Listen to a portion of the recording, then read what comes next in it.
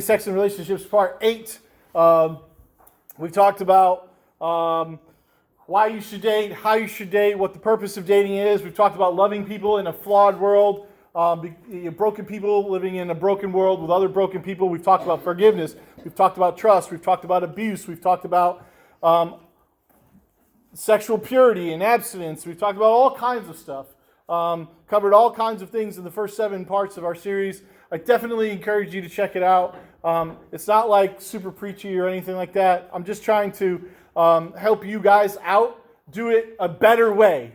It really comes from a place that looks out and sees how many teenagers engage in dating relationships, how I've watched this over 15 years, 16 years of being in youth ministry, and how I see many teenagers engaging in dating relationships and kind of falling into these pitfalls of that leave them brokenhearted and scarred and bitter or angry or unforgiving. And so my earnest desire really is for each of you to I can't give you the prescription to kind of go through dating and relationships completely unscathed, right? Nobody can, but there has to be a better way. There has to be a better way than just kind of winging it, and kind of doing it by this fly by the seat of our pants kind of thing. And if there's a better way that can get you to your wedding day, right, with as much of your heart intact, right, as much of your purity intact, and much of your sanity and your emotional and mental and spiritual well-being, as much of that intact, then why wouldn't we try to do that, And so I believe that the Bible has a lot to say. We've talked about it for weeks now. And we've got a couple more weeks here. We'll see how far we get tonight. So we're going to move from essentially the theoretical, right? We've been talking about, okay, what if? All right, well, now we've chosen today. We'll go under the assumption that we're actually going to date. We've prayed about it. We believe that God has brought us to this place, right, where we think we're ready mentally, physically, spiritually, emotionally, right? And we're going to go out and we're going to venture into the dating world. Some of you guys have already done that. That's cool. I'm not anti-dating. I've said that lots of times, Sarah.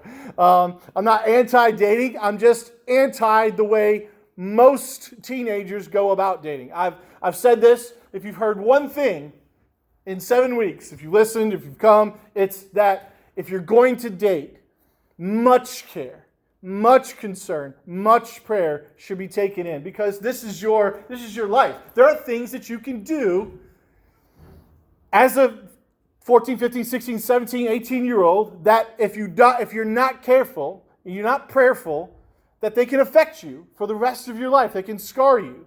There are wounds that you can carry with you for a long period of time if we don't do this right. So let's suppose we're ready to date. So I'm going to give you 15. That's 15.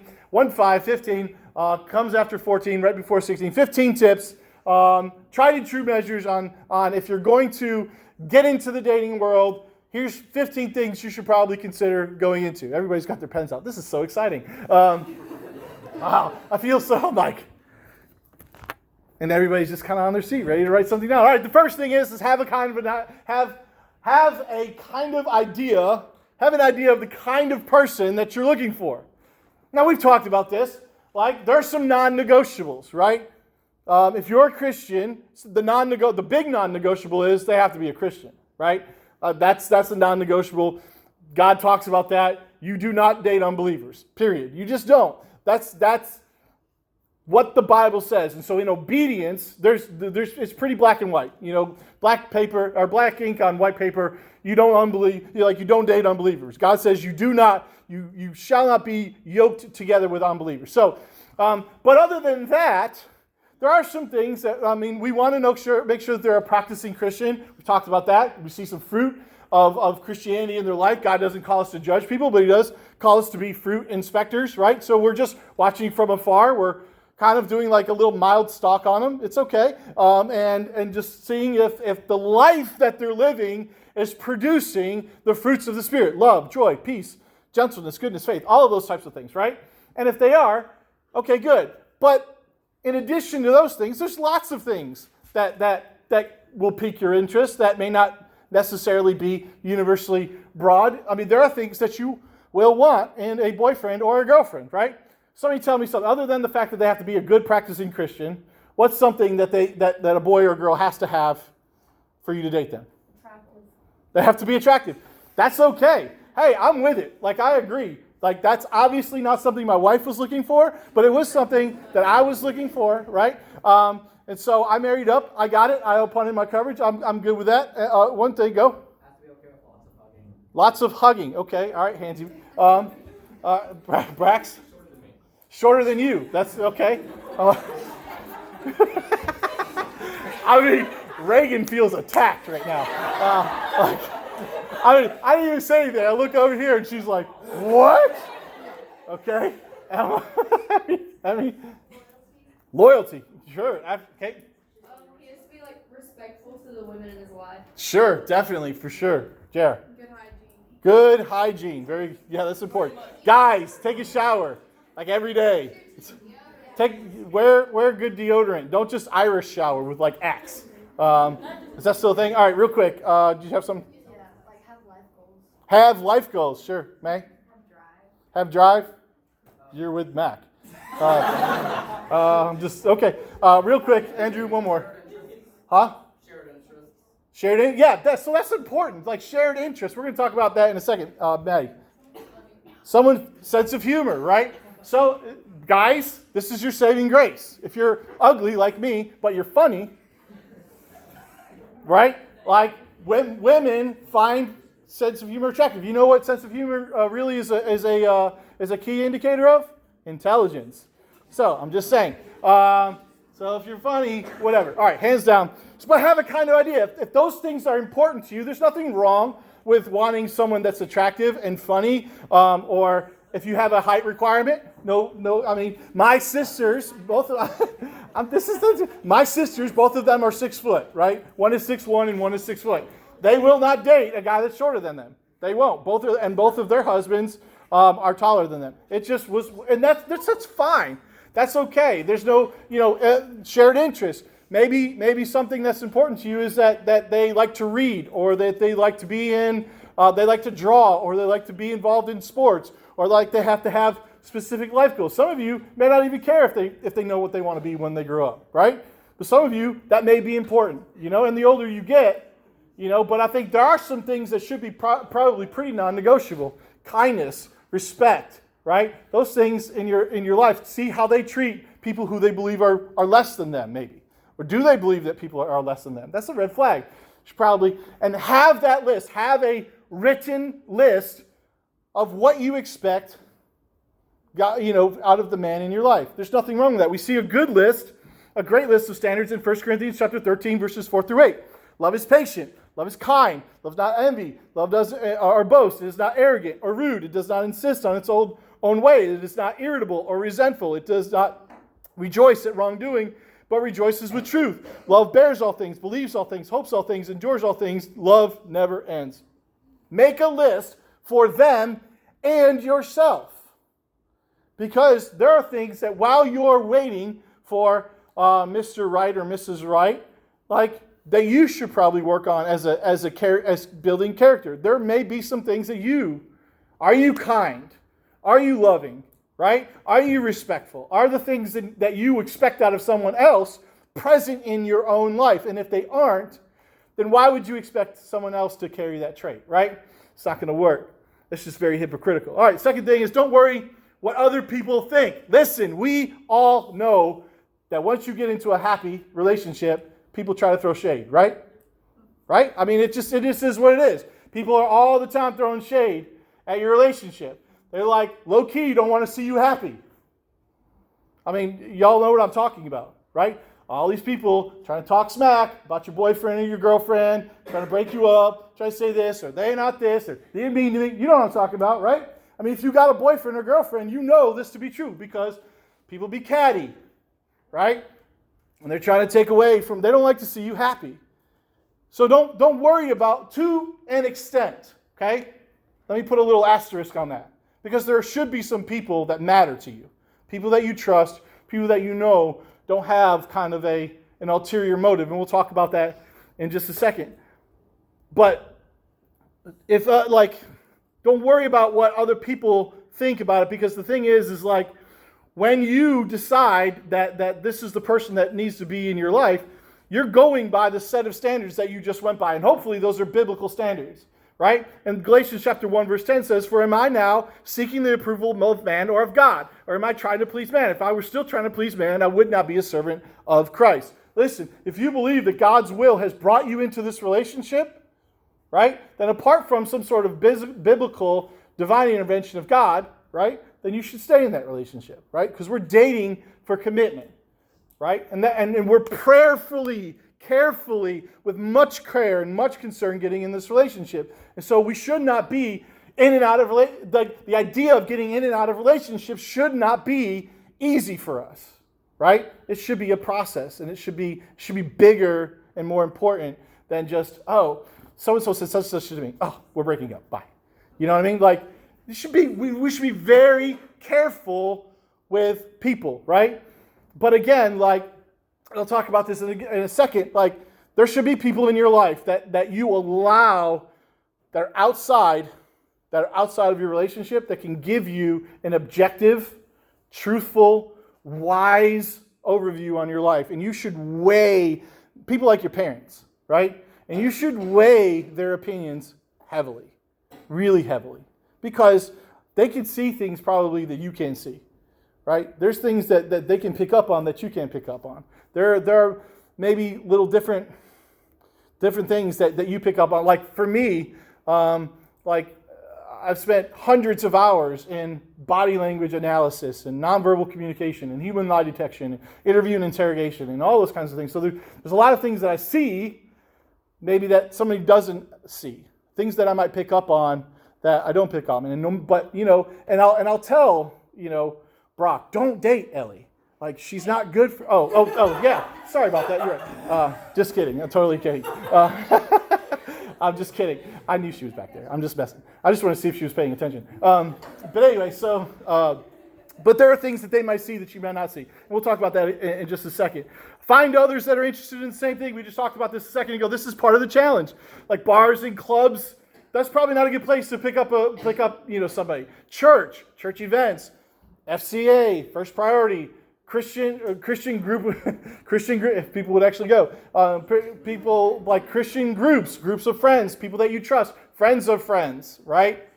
And again, being able to find people that like the same things that you like, being careful and being trusting, but finding others that are interested particularly in your relationship with God and refining and pushing you towards a relationship with God. That's probably the most common thing that you should have in common. But Proverbs chapter 12 verse 26 says, "The righteous choose their friends carefully, but the way of wicked leads them astray." So again, having a relationship with God in common, but also other things. I mean, if and we talk about this in just a second, like the idea that opposites may attract is true, but they make terrible relationships, right? If you are a meat-loving, hunting, like a meat-eater, southern redneck country boy, probably a super hyper-liberal vegan is not for you. Like, you probably don't want to date her, and she may be a great Christian. Well, she probably anyway. But like, okay. But anyway, she might be. But that may not work out very well, right? And so that you should find somebody that is compatible with you. Like, I need to go on a vegan diet. This is real. This is organic. I grew this myself. All right. So fourth thing is have fun, right? Have fun. Your relationship shouldn't be a drag. It shouldn't be, we're fighting again, or I have to go see this person again, or we're in this drama again. This is a problem, right? This is a red flag. Like, you should find joy in being with the other person. That person should find joy in being in your presence. It should be a one of the best things about my mother-in-law, who's like one of the greatest people ever, is that when she sees my children, she acts like it's the first time she's ever met them every single time, and we live next door, right? You know what I mean? And that's special, right? That's a big deal. And so be with somebody who, this should be like, dating is hard enough already, right? Like, we don't need to add more stuff to it, more anxiety, more emotion, more drama. We don't have to add anything like that. And so approaching dating with a positive attitude and thinking about having a good time and looking to have a good time with a person and being in their present, making sure that that's fun, that's enjoyable for you. It doesn't feel like a drudgery, or doesn't feel like, there are going to be days, right? Especially when it comes marriage time, that you're going to wake up and you may not feel butterflies and rainbows and whatever. And there may be days that you have to work through that, right? But what I'm talking about is kind of the overarching theme of your life is, I want to be with this person. This person makes me happy. This person makes me happy far more than they make me sad. Right? And if sadness is the overarching theme of your relationship, that's not good. Right? If you're constantly sad, constantly fighting, constantly upset, constantly drama, constantly having to defend, constantly having to do this and win approval and do this, and it's always this kind of this treadmill of proving yourself to the other person, like that's not good. Right? That's not good. Fifth thing, real quick, know yourself. We talked about knowing other person, but know you. Romans chapter 12, verse 3 says, "For by the grace given to me, I say to everyone among you, not to think of himself more highly than he ought to think, but to think with sober judgment, each according to the measure of the faith that God has assigned." Listen, be careful, because no one will lie to you like you will lie to you. So be transparent to at least yourself, and be real with yourself, right? Don't lie to yourself, and know who you are, know your limits, temptation-wise, right? Physically, sexually, mentally, physically, spiritually. Know who you are. Know where you're at, maturity-wise, what you can handle and what you can't handle. If it's wise to be in a relationship, it's not wise to be in a relationship. Know your value. Don't let anyone make you feel less than what you actually are. You are made in God's image, and God has a personal, intimate knowledge of you and cares for you intimately. One of the real problems that we have with teen dating that we've seen over the years is that so much of your growth occurs during these years, right? And it's hard to really know someone else when you're really just trying to figure out who you are, right? I'm not saying that it's impossible, but I've seen relationships where they've gotten together as freshmen, right? And they dated all the way through high school, and then as seniors, they just kind of woke up and looked at each other, and not like in the same bed, right? Like they just woke up and, you know what I mean? They kind of looked at each other, and they were just like I don't even know you, right? Because they had grown and developed separately as people, and they were completely different by the time that they had. And it's not a bad thing, but they had different goals, different aspirations, and maybe they suffered in silence for a long time because they didn't want to cause any problems. They didn't want to cause any rifts. They didn't want anything to happen, and so they didn't really say anything. They just kind of, went with the flow because that was kind of what they felt like they were expected to do. But in reality, they had grown far apart.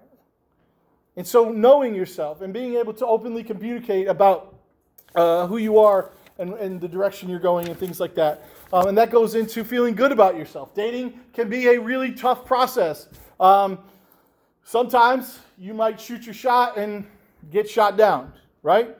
And that's just part of it. It just is what it is. Breakups happen. Heartbreak happens. Dating is tough. But having a well-established identity in who you are in Jesus Christ allows you to understand that everything you need, you already have, so you don't need anything from anyone. You don't need their love, their approval, their acceptance from anybody, because you already have all of that in Christ. Now, does it hurt? Sure. Do you want approval and love and acceptance from other people? Sure. But do you need it?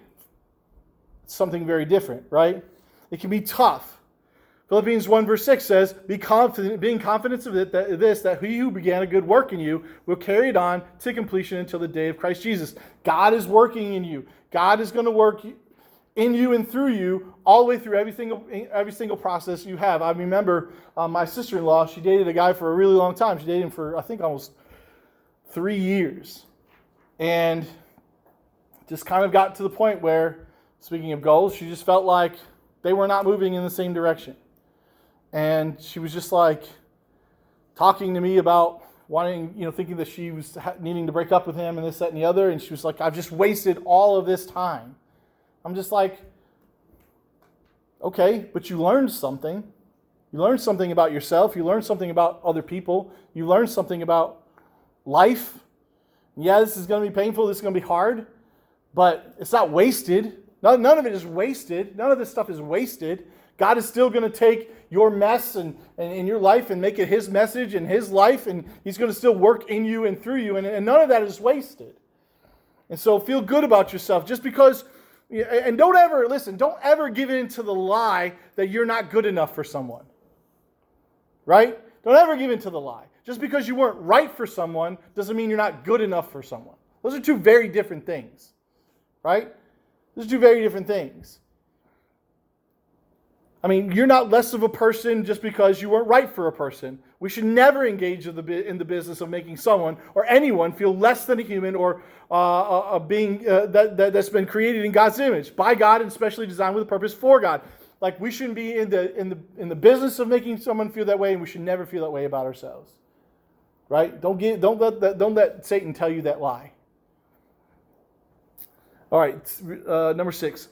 Don't go it alone. Don't do this by yourself, right? This kind of goes back to what I was talking about earlier, about having people in your life, right? So Proverbs chapter 6, if you read this whole thing, it talks about guarding yourself in Proverbs 6, starting in verse about guarding yourself against adultery in particular, right? Or sexual immorality too. But he starts it by saying, my son, keep your father's commandment and forsake not your mother's teaching. Bind them on your heart always. Tie them around your neck. When you walk, they will lead you. When you lie down, they will watch over you. And when you awake, they will talk with you. For the commandment is a lamp, and the teaching is a light. And the reproofs of discipline are the way of life, to preserve you from the evil woman, from the smooth tongue of the adulteress. Right?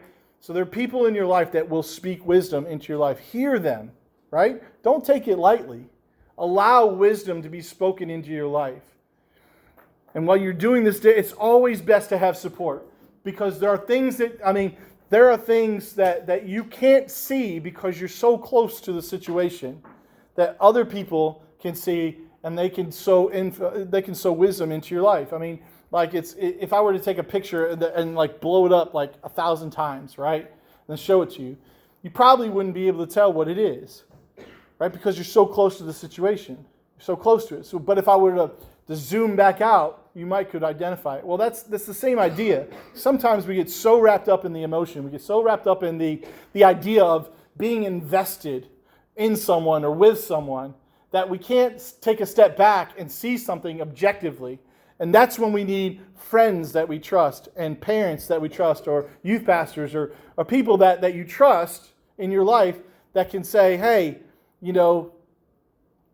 this is not good for you. Like, this is something that I'm seeing in your life, either in your life or how this person treats you, that's not good. And those are things that you should weigh really, really heavily and consider deeply. Don't go it alone. Number 8, be a good communicator. So very important. If I was going to tell you, like, just as a life lesson, right? This is like a life lesson just in general. Learn how to communicate. Learn how to communicate. All of your relationships on every level of your life will be better if you learn how to be an effective communicator. Effective communicators succeed at life. 100%. Right? I know, the number one fear is not like spiders or snakes or anything like that. You know what the number one fear is in the world? Public speaking. Public speaking. No more fear. I didn't have that choice, right? Because I was interpreting for my parents, when I was 6. They're like, here, talk to this stranger for me. because my parents are deaf. I don't know if you guys knew that. So, Lacey, you knew that. Not know. Oh my goodness. Anyway, so, but being able to talk and being able to speak effectively and communicate, say what you mean what you say, right? Two books that I think that if you're a reading kind of person, the first one is The 5 Love Languages, right? If you haven't read it, even for guys, it's okay. I know that there's like hearts and it's like purple and pink and whatever. It's still good for you to read. It's about communication. And what it does is it teaches you to hear how that person is speaking to you, how you're speaking, and how you're being heard. And how to hear someone, how to speak to someone, how to hear someone, and how you're being heard, right? It talks about these different love languages. And it's so important because, again, it will translate into all of your working relationships, all of them.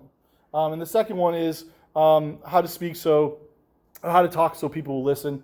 I think that's by Dr. Steve Brown. That's just an effective communication book about everything and everything. Anyway, but again, mean what you say. Don't use words to manipulate or abuse. Understand that most communication is done non-verbally, so it's very hard to achieve relational closeness via technology like text messaging or direct messaging or anything like that. Do not, listen, these forms of communication should be avoided when you're having important conversations. Do not have an important conversation via text message, right? It's important because there's so much that's being said with tone, facial expressions, all things that are not translatable via text message. You need to have those kinds of conversations in person. More times than not, texting hurts more than it helps, right? You send something, what do you mean by that? I was just joking. I just forgot to put JK or LOL at the end of something, right? Or you say something that you're really thinking, but you put LOL at the end, right? Even though you're not really LOLing. Don't have those kinds of conversations via text. Real quickly, practice forgiveness and grace, number 9. We've talked about that. We've talked about forgiveness. Forgiveness is a command. Showing grace is a command. Trust is a option. So practice forgiveness. Every relationship will be composed of 2 great forgivers. Love covers a multitude of sins. We see that in 1 Peter chapter 4, verse 8.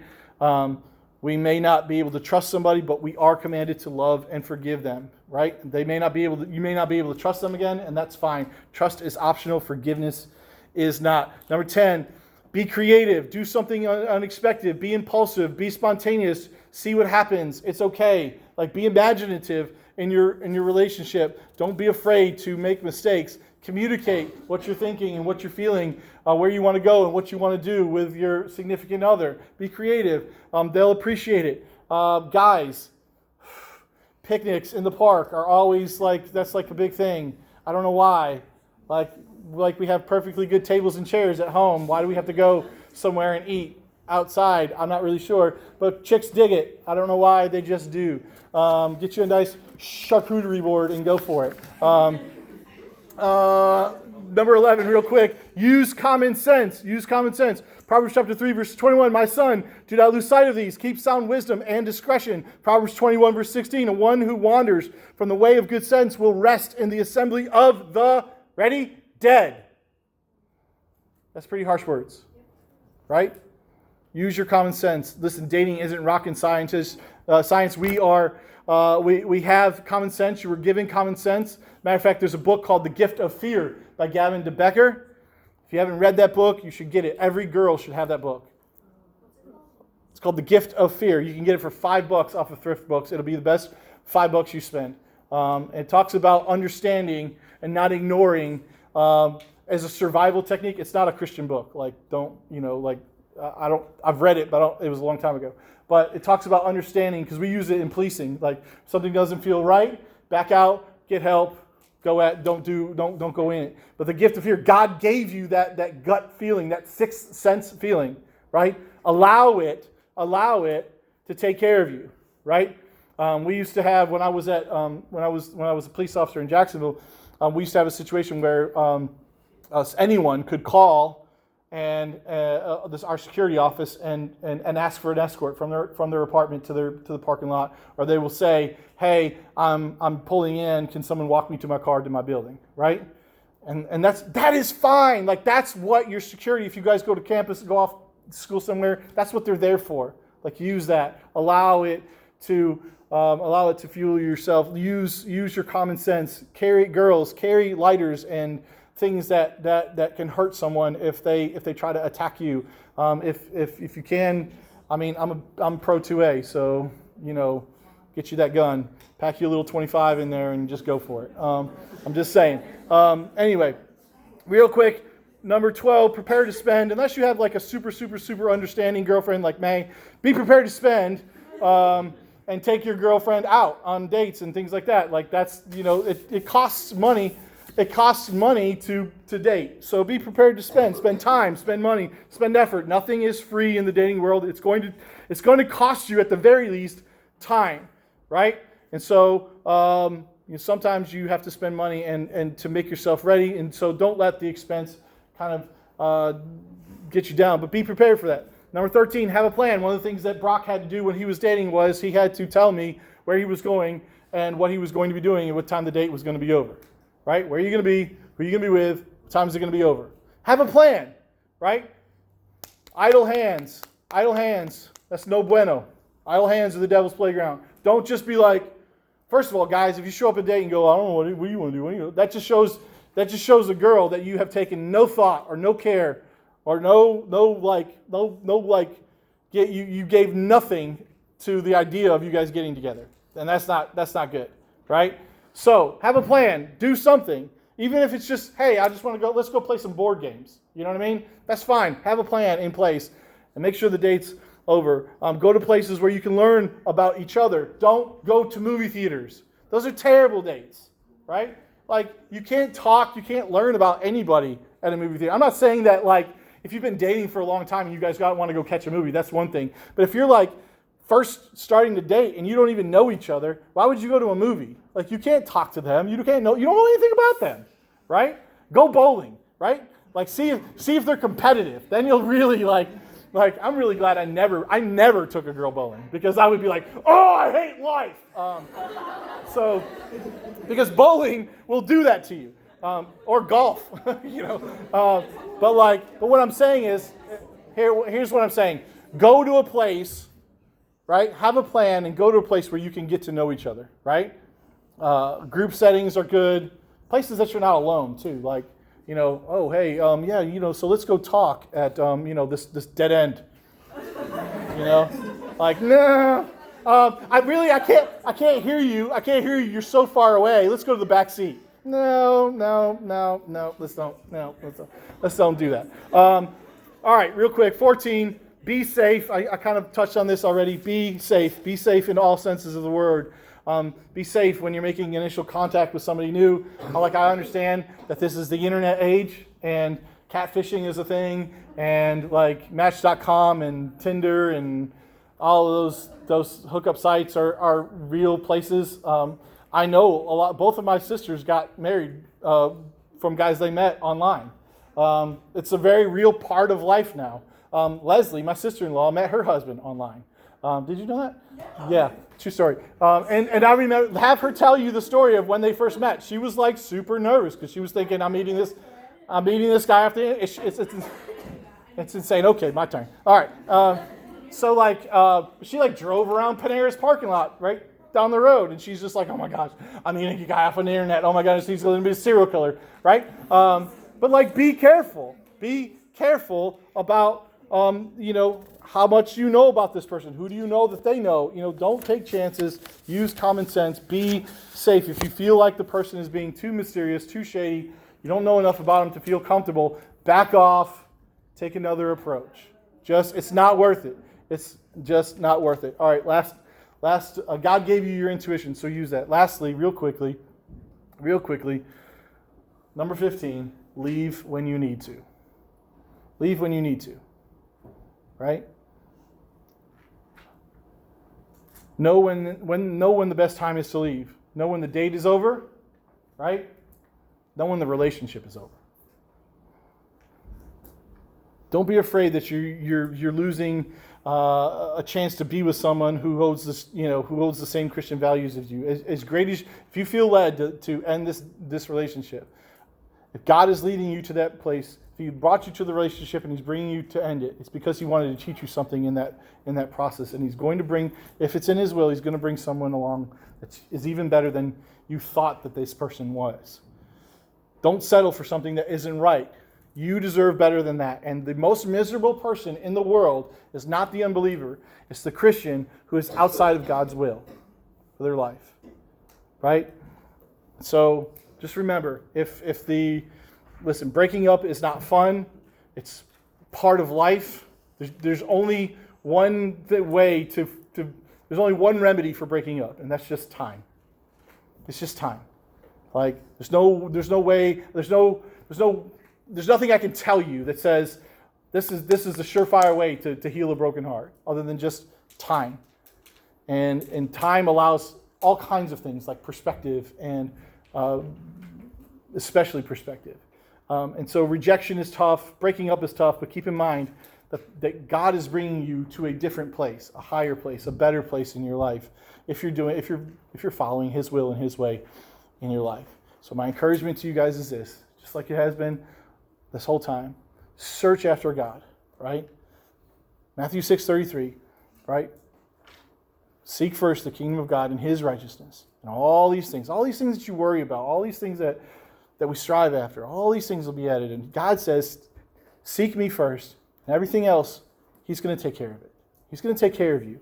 If you're in Christ, He has got you, right? So rest. All right, let's pray. Father God, thank you for this day. Thank you.